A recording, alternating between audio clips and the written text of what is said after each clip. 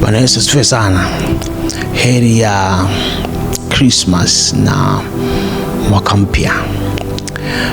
Nimeona vema tena niweze kuandaa kipindi hiki kuzungumza kwa habari ya Christmas.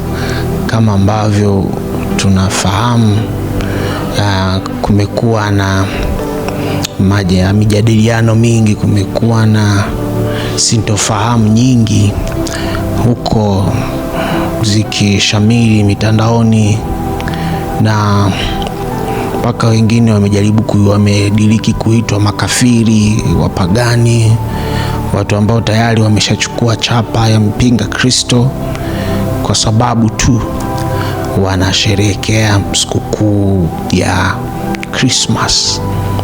Kwangu hii nikaona ni fursa ya kujaribu kuielezea sikukuu ya Christmas ili tuweze kuifahamu, kwa sababu nimegundua mijadala mingi inatokana na kutokuwa na taarifa kamili kuhusu sikukuu hii ya Christmas. Kwa hiyo katika kipindi hiki nitakwenda kuizungumzia Christmas. Na jambo la kwanza kabisa, ningetamani tuelewe tunapozungumza Christmas tunamaanisha nini? Maana tunasema tu Christmas. Tuelewe tunaposema Christmas tunamaanisha nini tunaposema Christmas. Christmas neno ambalo halipatikani kwenye Biblia.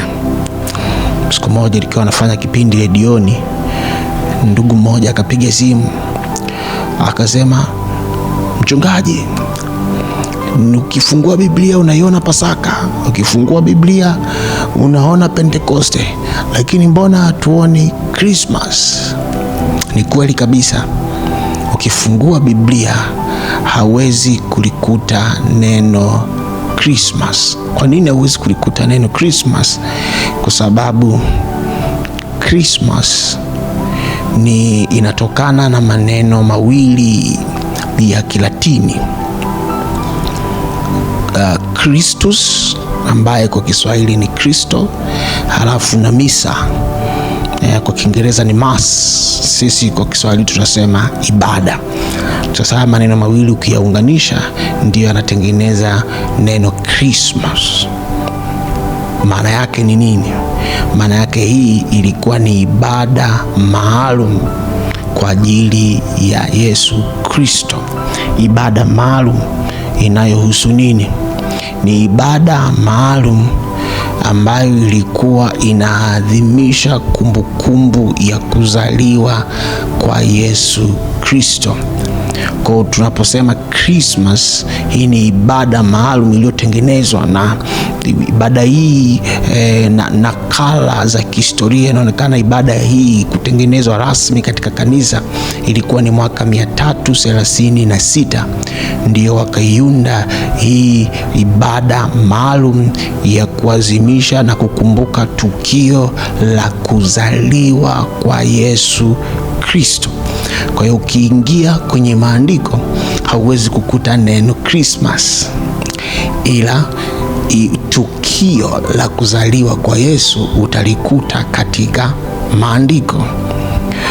Utaona waandishi wa Biblia, hasa wainjilisti Mathayo na Luka, wametueleza tukio la kuzaliwa kwa Yesu. Kwa hiyo hii ibada iliyotengenezwa ilikuwa sio ibada ya kitu cha kufikirika, ilitengenezwa tu ibada maalum kwa ajili ya kukumbuka tukio la kweli lililotokea, kwamba Yesu alizaliwa kweli. Mungu alifanyika mwili, akaja akakaa pamoja nasi wanadamu. Na kulikuwa kuna sababu nyingi sana kwa nini Mungu aliamua kufanyika mwili. Kwa hiyo tunaposema Christmas sasa, ndugu mtazamaji wangu, tunazungumza ibada maalum ambayo ilitengenezwa na kanisa kwa ajili ya kuadhimisha na kukumbuka tukio la kuzaliwa kwa Yesu. Sasa Christmas ingeweza kuwa haina maana kama tukio ili lingekuwa halijatokea kweli.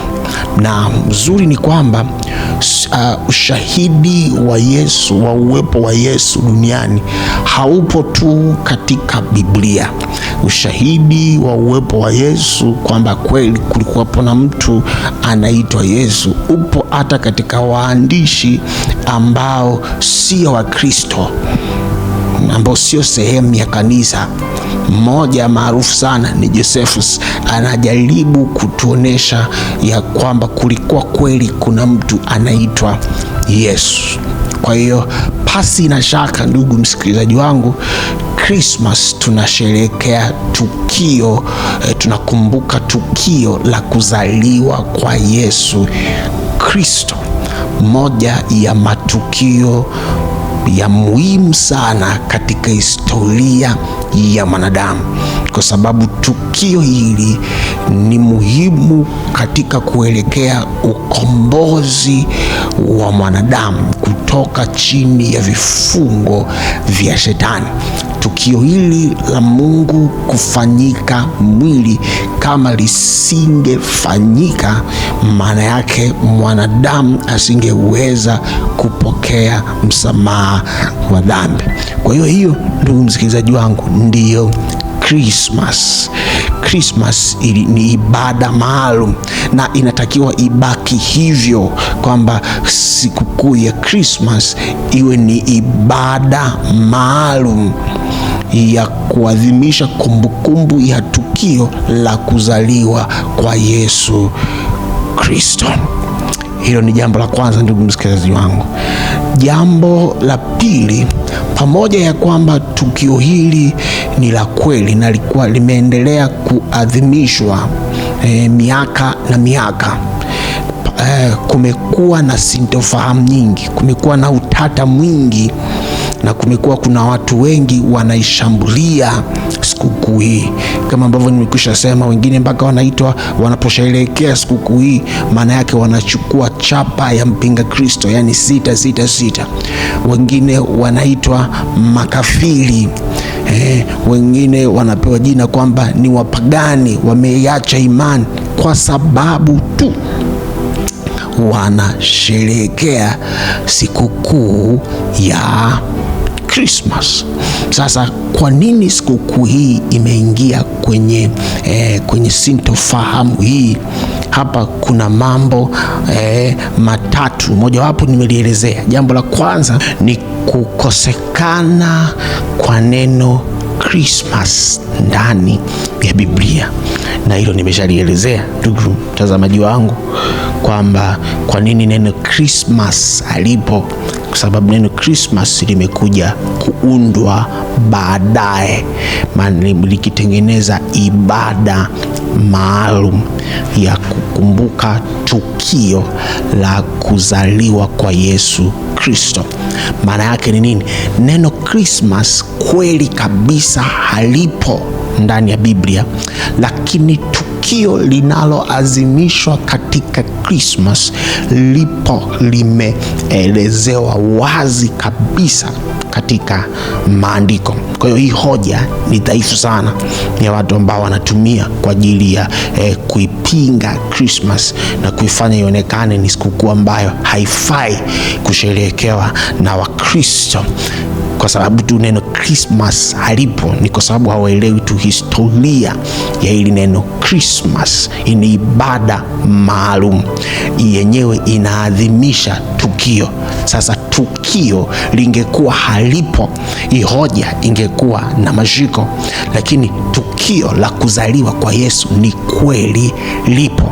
Kwa hiyo hii ni hoja ya kwanza ambayo watu wanaitumia katika kuishambulia sikukuu ya Christmas. Ni kweli kabisa neno Christmas halipo kwenye Biblia,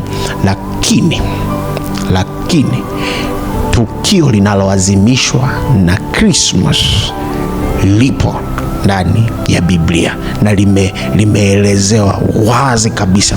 Tena Luka anafanya kazi nzuri sana ya kulidadavua na kulinyambulisha historia ya kuzaliwa kwa Yesu.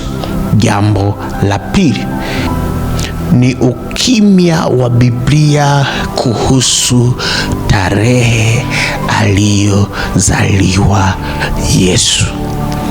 Sasa mimi hii naona ndio moja ya hoja ambayo inaweza ikawa ina mashiko na naielewa kwamba inaweza ndio imeleta utata huu mwingi sana kuhusu sikukuu hii ya Christmas. Lakini ndugu mtazamaji wangu, mimi ngoja niwe wazi sana kwako. Biblia kukaa kwake kimya sio makosa. Huu ni mpango maalumu kabisa wa Roho Mtakatifu. Ndio maana ikakaa kimya. Kwa nini? Kuhusu tarehe na mwezi kabisa ambao Yesu amezaliwa. Mimi naamini kabisa Biblia ilikaa kimya ili baadaye ije itafutwe tarehe nzuri sana ambayo itaambatana na dhumuni au makusudi ya Yesu kuja duniani. Kumbuka, Yesu alikuja duniani sio kuwa maarufu. Yesu hakuja duniani ili tu kusukuma siku ziende. Huyu kuzaliwa, hata kabla kuzaliwa kwake kulishatamka kusudi la yeye kuja duniani. Na hata wakati malaika wanatoa taarifa za juu ya ujauzito ambao Mariamu ataupata wa kumbeba Yesu, akapewa na makusudi ya huyu mtoto kuja duniani. Na moja kabisa ya kusudi lake kubwa ni kwamba yeye ndiye atakaye waokoa wanadamu na dhambi zao. Maana Yesu alikuja duniani, bali na yote aliyoyafanya, alikuja ili kuwaokoa wanadamu na dhambi zao. Sasa Roho Mtakatifu alikaa kimya kwa kupitia kalamu ya Luka na Mathayo na wengine kuhusu tarehe gani hasa na mwezi gani hasa Yesu alizaliwa, ili baadaye ije itafutwe tarehe nzuri sana ambayo itaendana na kusudi la kuja kwa Yesu duniani. Na ndugu mtazamaji wangu, tarehe 25 ilikuwa ni tarehe mahususi kabisa ambayo ilitimiza hilo lengo, kama ambavyo nitakuelezea tunavyozidi kuendelea na kipindi chetu hiki. Lakini ndugu msikilizaji wangu na mtazamaji wangu, ni kwamba si kwamba haiwezekaniki kabisa kujua Yesu alizaliwa lini. Kuna viashiria vimeachwa katika Biblia. Ukisoma ile Mathayo sura ya 2 utagundua wakati Yesu anazaliwa, aliyekuwa anatawala alikuwa ni Mfalme Herode. Na Mfalme Herode alikufa ule mwaka wa 4 kabla ya Kristo. Tunasema KK, ama kwa Kiingereza tutumia neno BC, mwaka wa 4. Ndivyo historia inaliweka wazi kwamba Herode alikufa huo mwaka wa 4. Lakini ukienda sura ya 2 ya kitabu cha Luka, unaona anataja pale ya kwamba wakati Yesu anazaliwa, aliyekuwa anatawala katika dola ya Rumi alikuwa ni Kaisari Augusto. Jina lake kamili kabisa ni Octavia. Huyu ni mpwa wa Julius Kaisari. Julius anasema Julius Caesar.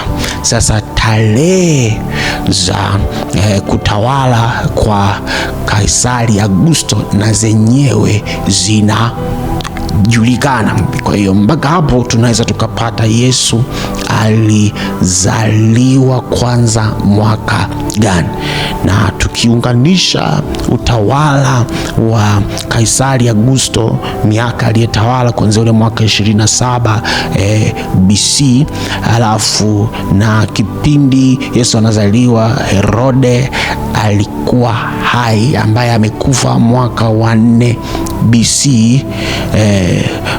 Wanazuoni wanakubaliana ya kwamba inawezekana Yesu alizaliwa kati ya tarehe mwaka wa 6 BC mpaka mwaka wa 4 BC. Wengine wanaamini ni mwaka wanasema mwaka wa kwanza BC ndio mwaka wa kwanza AD ndio Yesu alizaliwa.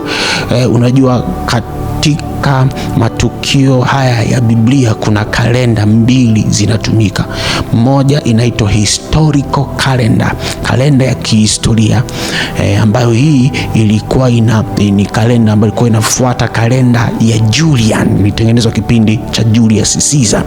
Alafu kuna kalenda inaitwa conventional calendar, yani baadaye watu tu wakaja kukubaliana kuna namna fulani hivi ya kuzihesabu tarehe. Wakakubaliana tu kwamba mwaka ule aliozaliwa Yesu ndio uwe mwaka wa kwanza. Sasa hii inaitwa conventional calendar. Kwa hiyo hilo halina shida yoyote ile, lakini hii ni kalenda conventional, kalenda ya watu wamekubaliana, wamekaa mezani kwamba tutaanza kuhesabu miaka tena kwa mwaka aliozaliwa Yesu. Lakini kalenda ya kihistoria kabisa ambayo ipo na kwenye vitabu inaonyesha ya kwamba Yesu amezaliwa kati ya ule mwaka wa 6 mpaka mwaka wa 4. Kwa hiyo mwaka wa kuzaliwa kwa Yesu unajulikana. Mwezi gani pia Biblia haijakaa kimya. Bado kuna viashiria vimeachwa kwenye Biblia ambavyo vinaweza vikakusaidia kujua Yesu alizaliwa mwezi gani. Kuna mambo mawili. Moja ya jambo kubwa ambalo Luka ameliweka, ameunganisha tukio la kuzaliwa kwa Yohana na kuzaliwa kwa Yesu. Kwa hiyo Luka anapoanza kuripoti kuhusu kuzaliwa kwa Yesu, anaenda kwanza kuripoti kwa habari ya kuzaliwa kwa Yohana. Sasa mimba ya Yohana, ukisoma ile sura ya kwanza, inaonekana ilitungwa kipindi ambacho Zakaria alikuwa zamu kama kuhani wa zamu katika hekalu. Sasa ukisoma kitabu cha Nyakati wa Kwanza sura ile ya 24, Daudi aliweka utaratibu mzuri wa zamu za makuhani kuhudumu katika hekalu. Akatengeneza zamu 24, na ndio maana ukisoma kitabu chile cha Luka sura kwanza utasema Zakaria wa zamu ya Abia. Hiyo ni zamu kabisa, ni zamu ya Abia, maana watoto wa Abia. Sasa ukifuatilia ukisoma kwenye kitabu cha Nyakati wa Kwanza sura 24, zamu ya Abia ilikuwa ni zamu ya 8. Sasa kama zamu ya Abia ilikuwa ni zamu ya 8, unaweza ukapata makadirio ya mwezi gani ambao Zakaria alikuwa hekaruni. Manake zamu ya kwanza itaanza kuhesabiwa. Sasa hapa ndipo kuna changamoto, kwa sababu Wayahudi wana kalenda mbili. Kuna kalenda ya kiraia ambayo inaanza mwezi wa Tishri, alafu kuna kalenda ya kidini ambayo inaanza mwezi Nisani, kwa maelezo ya Mungu mwenyewe wakati wanatoka Misri, akawaambia huu ndio utakuwa mwanzo wa miezi kwenu. Sasa ule ulikuwa ni mwezi wa Nisani ambao ulikuwa ni katika kalenda yetu ya kawaida ni katikati ya mwezi wa 3 mpaka katikati ya mwezi wa wa 4. Sasa ukianza kuhesabu zamu ya kwanza ilianza kusimama hapo, utakuta zamu ya Abia inaangukia mwishoni mwa mwezi wa 5 na mwanzoni mwa mwezi wa 6. Kwa hiyo utaona sasa mimba ya Yohana ilitungwa mwishoni mwa mwezi wa 5 kwa kuelekea mwanzoni mwa mwezi wa 6. Sasa ukifuatilia ile stori ya Mariamu Elizabeth, utaona Mariamu alipata ujauzito wakati Elizabeth tayari ana mimba ya miezi 6. Ukiweka kwenye kalenda yetu, maana yake itakuwa ni mwezi wa 12. Maana yake mimba ya Yesu ilitungwa mwezi wa 12. Sasa kama mimba ilitungwa mwezi wa 12, maana yake kipindi cha miezi 9, maana yake Yesu amezaliwa kati ya mwezi wa 9 mwishoni na mwezi wa 10 mwanzoni. Hii ni miezi ambayo inakubalika na wanazuoni wengi kulingana na hali ya hewa ya Palestina au pale ilipokuwepo Israeli. Kwa hiyo si kwamba Biblia ipo kimya kabisa, lakini ni mwezi umefichwa na haujatajwa wazi, kama ambavyo miezi ya Pasaka imetajwa wazi, kama ambavyo mwezi wa Pentekoste umetajwa wazi. Mwezi wa kuzaliwa kwa Yesu unakutaka uunganishe matukio hayo, ndipo ufike hapo pahala pa kwamba Yesu amezaliwa mwezi wa 9 mwishoni mpaka mwezi wa 10 mwishoni, lakini hauikuti wazi kwenye Biblia, na hicho ndicho ambacho kimeifanya sikukuu hii iingie katika utata. Hilo ni jambo la pili. Jambo la tatu ambalo ni hoja ambayo inatumiwa na watu wengi wanaoishambulia sikukuu ya Krismasi sasa ni historia nyuma ya tarehe 25 Disemba, kwamba kwa nini kati ya siku zote na tarehe zote hawa mababa wa imani wakiwa na akili zao timamu wakaamua kuadhimisha tukio la kuzaliwa kwa Yesu tarehe 25 Disemba. Sasa tarehe 25 Disemba ingekuwa ni tarehe nyingine yoyote ile, nafikiri huu utata usingekuwepo, ila tarehe 25 Disemba imefanya sikukuu hii ipite katika kipindi kigumu kwa sababu ya historia nyuma ya tarehe 25 Disemba. Tarehe 25 Disemba, ndugu mtazamaji wangu, hii ilikuwa inahusishwa na sikukuu ya kusherehekea kwa kuzaliwa kwa Mungu jua asiyeshindwa, Mungu jua asiyeshindwa. Sasa haya ni mambo ya kijiolojia, mambo ya hali ya hewa. Kaskazini mwa dunia tunaita Northern Hemisphere, ambayo ni sehemu kubwa ya dola ya Rumi ilikuwa inapatikana Northern Hemisphere. Inapokuanzia tarehe 17, uwiano kati ya nuru na giza unaanza kupishana. Mungu aliumba nuru masaa 12, giza masaa 12.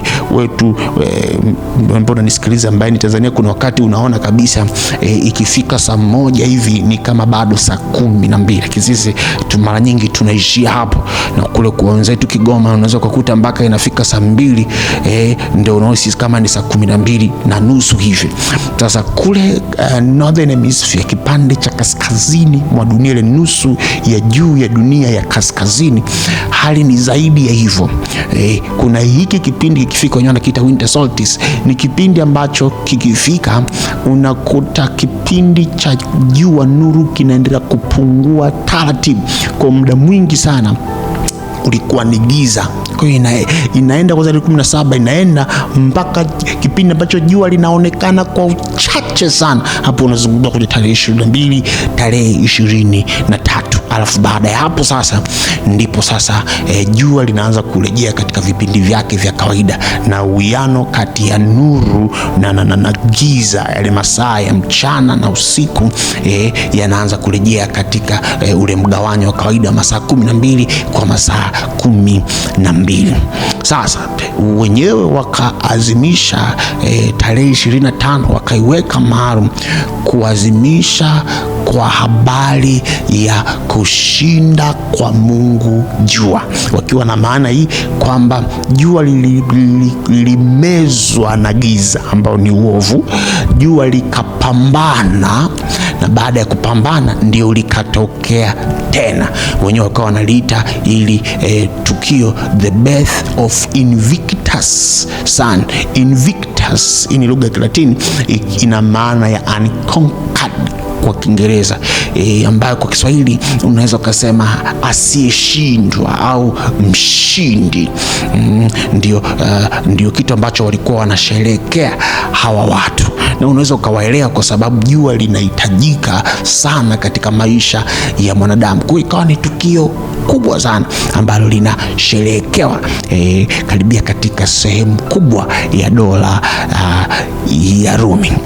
Sasa sikukuu hii ikawa inaambatana na mambo mengi ya kipagani, na kwa kiasi kikubwa pia sikukuu hii inaungamanishwa na dini ya Kibabeli. Yani chanzo chake ni kule Babeli, kati ya Nimrod mkuu, mke wake, hizi simulizi zinasema mke wake anaitwa Semiramis, alafu na mtoto wao Tamuz. Sasa Tamuz, huyu mtoto wao, ndio anafananishwa na jua. Kwa nyuma yake kulikuwa kuna mlolongo mkubwa sana wa dini ya kipagani, dini ya waabudu shetani. Sasa jambo hili ndio limefanya sikukuu hii iingie katika utata mkubwa. Kwa hizi ni hoja tatu ambazo, ndugu mtazamaji wangu, zinatumiwa katika kuipinga sikukuu hii ya Christmas, na hasa hii hoja ya tatu ya kwamba kwa nini imewekwa katika sikukuu ya kipagani, ambapo hapo ndipo watu wanasema ya kwamba hatuadhimishi kuzaliwa kwa Yesu, bali tunaazimisha Mungu wa kipagani. Na ndio maana wote ambao wanasherehekea siku ya Christmas wanaitwa wapagani, wanaitwa makafiri, wanaitwa watu ambao tayari wameshachukua chapa ya mpinga Kristo, yani 666. Sasa mwishoni mwa kipindi hiki nitakwambia kwa nini pamoja na haya yote bado ni sahihi kusherehekea Christmas hata katika tarehe hii, nitakwambia mwishoni. Lakini kabla sijafika huko, nataka tuliangalia hili jambo, ndugu mtazamaji wangu. Sisi Christmas hii, kwa sababu haikuwepo neno Christmas halipo wazi katika Biblia, lakini Christmas na taratibu yake tumepokea kama utamaduni, ni mapokeo ambayo kizazi kingine na kizazi kingine kinapokea, na mpaka leo tumeendelea kupokea. Manake huu ni mwaka wa 1689 ya Christmas inasherehekewa kutoka ule mwaka wa 336. Sasa waliotengeneza haya, wale mababa wetu wa imani, je, wote walikuwa wamekengeuka? Hapo ndipo ambapo ni muhimu kuelewa historia na mazingira ya kwa nini ikaamuliwa tarehe 25 ndiyo iwe kumbukumbu ya kuzaliwa kwa Yesu. Kumbuka, hii ni sikukuu ambayo ilikuwa imeshikamana na maisha ya watu. Kwa hiyo na kipindi hiki, kwa sababu giza lilikuwa linatanda na baridi ni kali, mahali pengine inaambatana mpaka na mvua, mahali pengine inaambatana mpaka na barafu. Kwa hiyo watu walikuwa hawaendi kulima, watu hawaendi kuchunga, watu hawasafiri, walikuwa wapo nyumbani muda mwingi. Na kwa hiyo ikawa ni kipindi cha ambacho yani ni lazima tu utake usitake, lazima utasherekea. Sasa katikati ya upagani huu watu wanaokoka, na watu wanapookoka, ikifika tarehe hii, kuna hii sikukuu ya kipagani, wafanyeje? Hapo ndipo hekima ya mababa zetu hao wa imani wakaona, wakiacha hivi hivi, hii sikukuu itawameza watoto wao, itawameza na wengine ambao walikuwa wanaokoka, ambao bado hawajakomaa kiimani, na wanaweza wakarejeshwa nyuma. Kwa hiyo walichoamua kukifanya, hii ninakwambia, huu ni mwaka wa 221, mwaka wa 273 kabla ya mwaka 336 ambapo Christmas ndio ilifanywa kuwa rasmi. Hii ibada Christus Misa ndio ilitengenezwa mwaka 336. Hapo nazungumza za chini chini, hakuna aliyekuwa anajua, yani haya ni maamuzi tu ya watu ambao walikuwa wameokoka kulingana na changamoto walizokuwa wanazipitia. Wakaona tutatatuaje hii changamoto ambayo tunakutana nayo. Watoto wanaona, unaweza kunielewa vizuri ndugu mtazamaji, mimi nimekaa katika maeneo ambayo kuna Waislamu wengi sana, alafu nakuta Wakristo ni wawili. Ile sikukuu ya Idi ilikuwa ni sikukuu ambayo inakuwa na nguvu. Watoto wanavaa nguo mpya, wanakula chakula kiasi kwamba ilikuwa inawalazimisha wazazi na wenyewe wapike pilau ili watoto wasije wakachotwa kwenda kula pilau sehemu nyingine. Alafu watoto wanakuwa wanadai nguo kwa sababu watoto wenzao pia wanavaa nguo. Kwa hiyo haya mambo ya kitamaduni, mambo ya kijamii yanakuwa na nguvu sana, ambayo usipopata hekima ya kwenda nayo unaweza ukajikuta unachotwa. Sasa hao wazee wetu walipata hekima, wakaona hii hatuwezi kuifuta, ina nguvu sana katika jamii. Wao wakaamua kubadilisha matumizi sasa ya sikukuu. Wakati wengine wanasherehekea kwa habari ya Mungu jua, Wakristo wenyewe wakawa wanasherehekea kwa sababu hawakuona mahali pengine popote pale ambapo wangeweza, Biblia haijataja wazi kwamba washerehekee, waazimishe kuzaliwa kwa Yesu lini, na ni tukio la kweli, tukio ambalo tukio ambalo limeleta mapinduzi makubwa, limebadilisha historia ya ulimwengu na historia ya mwanadamu. Wakaona lipo ili tukio la kweli, hebu tuliweke hapa. Wakati hawa wengine wanasherehekea Mungu jua, sisi tukumbuke kwa habari ya Yesu, ambaye Malaki anamtaja kwenye sura ya 4 kwamba is jua la haki, the righteous sun, huyu Yesu. Kwa hiyo wanaunga pale kwamba hawa wanasherehekea jua, sisi tunasherehekea aliyeumba jua, ambaye anatajwa kama jua la haki. Na zipo nakala nyingi za kihistoria zinaonesha, moja inawekwa na Saint Augustine of Hippo, huyu ndiye mtakatifu Agustino wa Hippo, mbali ya Paulo ambaye anatajwa kama mwanatheolojia wa kwanza wa kanisa, ambaye amejenga fundisho la Kikristo. Baada ya yeye anakuja Agustino wa Hippo. Hippo leo inaaminika ni maeneo kama yale ya Moroko. Sasa huyu Agustino wa Hippo anaweka katika maandishi yake, ananukuliwa kwamba alikuwa anahubiri katika kipindi hiki, alafu anawaasa Wakristo wenzake, anawaambia, ndugu watakatifu wa Bwana, tusisherehekee sikukuu hii kama ambavyo wasioamini wanasherehekea. Wao wanasherehekea kwa habari ya Invictus Sun. Yeye anasema sisi tunasema, who is Invictus? Nani ni mshindi kama sio Yesu? Yeye ambaye alikufa alafu kifo hakikuweza kumshika akafufuka. Kwa hiyo anasema wakati hawa wanasherehekea Invictus Invictus, manake ni Invictus sana. Jua sisi tunajua ya kwamba Invictus wa kweli, yani asiyeshindwa wa kweli ni Yesu, maana yeye hata kifo hakikuweza kumshika. Kwa hiyo anawaasa Agustino hipo kwamba waisherekee kwa namna hiyo.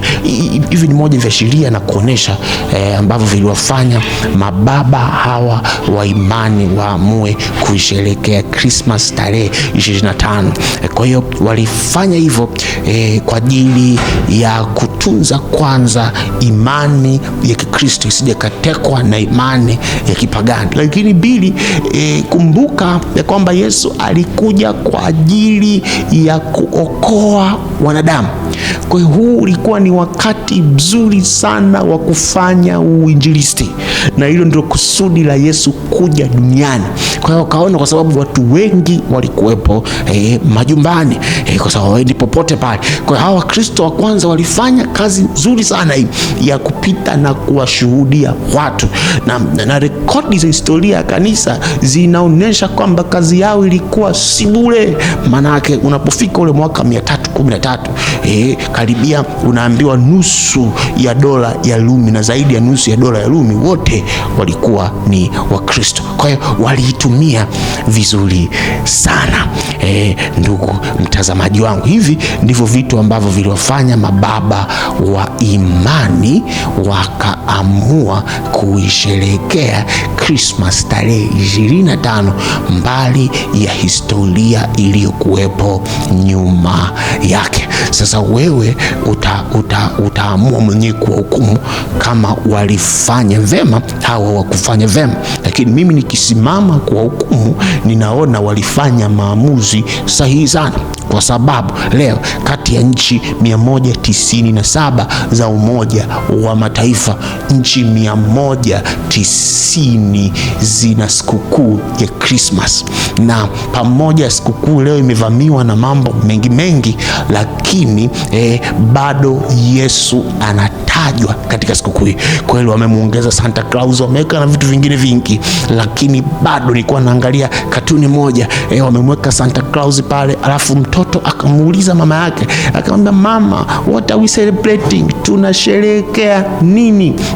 Yule mama akamwambia, tunasherehekea kuzaliwa kwa Yesu. Kwa hiyo hakuna namna, watajaribu kuifanya wanavyoweza kuifanya, lakini bado kabisa Yesu hatoacha kutajwa. Sasa kama Yesu anatajwa katika nchi zaidi ya 190, upende usipende, upende usipende, nchi 165 hizi ni sikukuu rasmi kabisa, yani siku hizi zimewekwa kwenye kalenda, kwa hiyo ni mapumziko. Nchi 25 hizo zinasherehekewa tu na watu kimya, ndio zinafanya nchi 190. Kwa hiyo aiza upende usipende, bado utamsikia Yesu akitajwa katika msimu huu wa sikukuu ya Christmas, pamoja na mambo mengine yote yanayotokea, lakini bado Yesu anatajwa. Na Yesu anapotajwa, makusudi ya kuja kwake duniani, ya yeye kuzaliwa, kufanyika mwili, pia yanatajwa.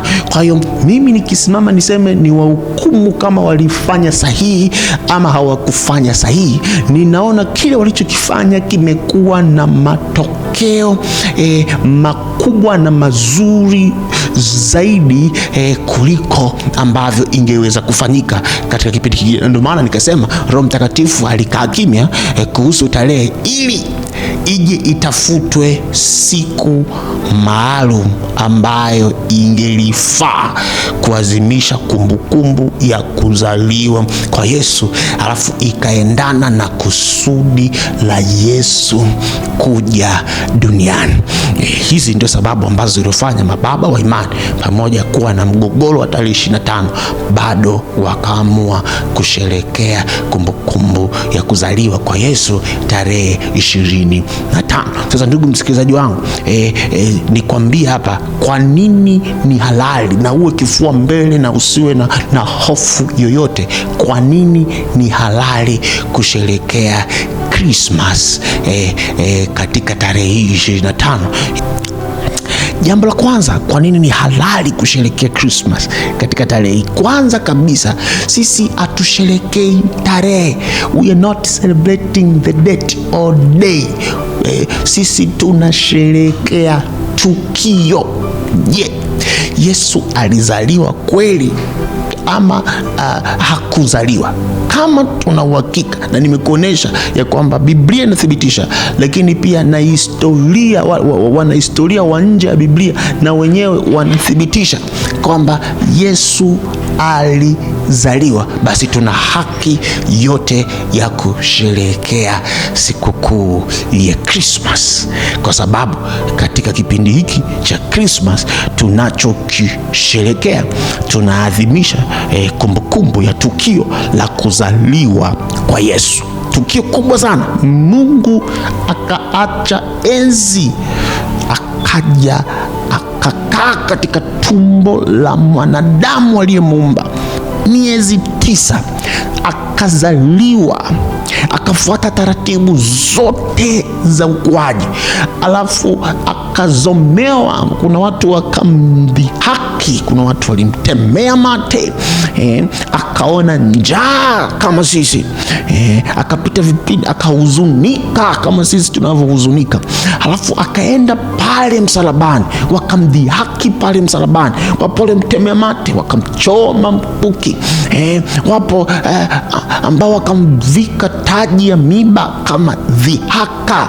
Aliyapitia yote haya kwa sababu alikuwa ana kusudi la kumkomboa mwanadamu, yani kunikomboa mimi na kukukomboa wewe.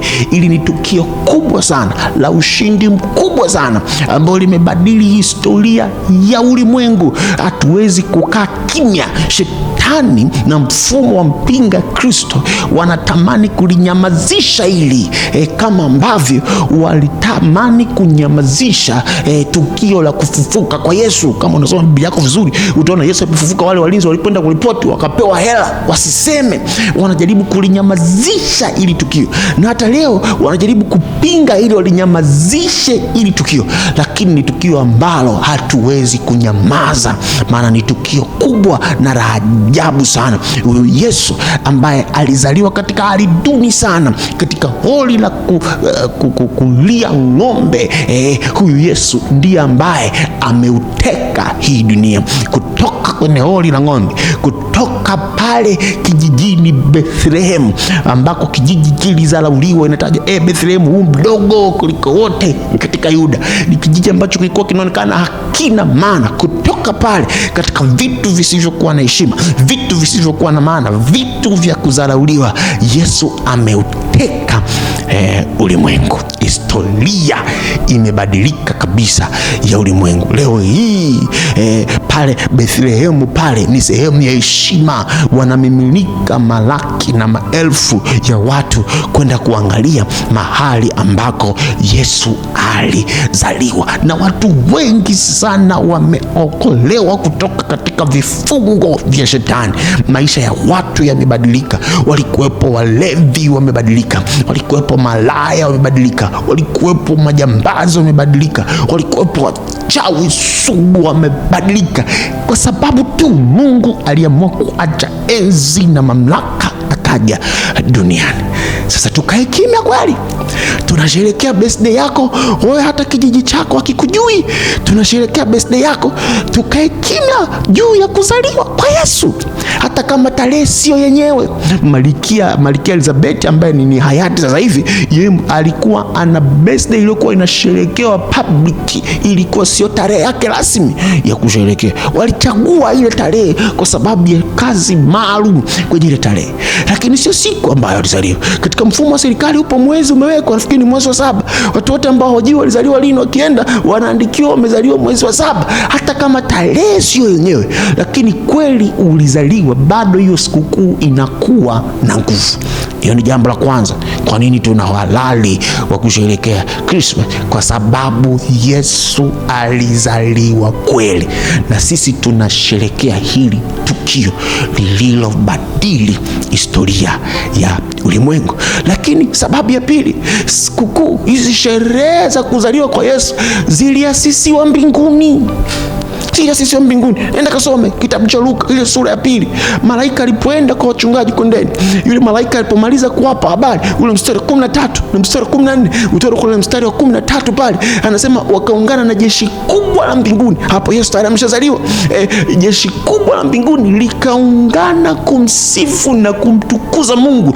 Maana yake mbinguni ilitengenezwa sherehe. Sasa kama mbinguni kulitengenezwa sherehe, sisi ni kina nani hapa duniani tusitengeneze sherehe? Wewe watu ambao hawataki sisi tusherekee Christmas. Kama mbingu ilisherekea, sisi ni kina nani tunyamaza? Sherehe hii iliasisiwa mbinguni. Nasikiliza wale wachungaji baada ya kupewa ile taarifa, na wenyewe wakaondoka wakaenda. Walipokutana na yule Yesu, walipomwona yule Yesu, ukisoma mstari wa 20, wakati wanarudi na wenyewe wakafanya sherehe, wakamsifu na kumtukuza Mungu. Ngoja nikwambie kitu kimoja, kila aliyekutana na Yesu hawezi kukaa kimya akaacha kumsherekea huyo Yesu. Kila alikutana na Yesu. Unaona hawa wameenda, hawa wachungaji wameenda, walipokutana na Yesu, walipotoka hapo wakafurahi, wakafanya sherehe kwa sababu wamekutana na Yesu. Angalia wale mamajusi baada ya kusafiri, ile nyota ilikuwa inaongoza, ilipofika pale kasimama, maandiko yanasema kwenye sura ya 2 kitabu cha Mathayo, iliposimama pale mahali ambapo Yesu alikuwepo. Sasa kumbuka sasa hapo ni karibia mwaka mmoja nusu mpaka miwili inakuwa imeshapita. Yesu amehama kwenye holi la ng'ombe, amehamia mahali pengine. Ilipofika pale mahali ambapo Yesu alikuwepo, iliposimama wakafurahi sana, maana yake wakasema tumefika. Hawa hata hawajamuona bado, lakini wakaanza kufurahia na kushangilia. Walipoonana naye hawakuweza kukaa kimya, wakatoa zawadi, tena zawadi zilizokuwa zinamtambulisha Yesu kama mfano. Kwa kila aliyekutana na Yesu kweli hawezi kunyamaza akaacha kusherekea. Hao wengine wanaotaka tuache kusherekea, huyu ni shetani, anataka tusifurahie ule ujio wa Yesu. Maana tukio hili lina nguvu sana linaposherekewa katika namna inayofaa. Ndugu mtazamaji wangu, kila aliyekutana na Yesu hakubaki vile vile. Kila aliyemwona mtoto Yesu, furaha na sherehe iliumbika ndani ya maisha yake. Na ndio maana ujumbe wa kila wanapokutana na malaika, amani, amani, amani, amani, amani. Tunaposherekea tunapokea amani. Sababu ya 3, ndugu mtazamaji wangu, kwa nini ni halali sisi kusherekea Christmas? Sababu hii ya 3 ni kwa sababu hii inaweka ishara ya Kristo Yesu na Kristo kushinda upagani. Sasa nisikilize hapa, tarehe 25 naifananisha na madhabahu ya kuzimu, ambayo Mungu wa kuzimu na ajenda za kuzimu zilikuwa zinatimizwa katika tarehe 25. Lakini angalia sasa hivi hilo limebadilika.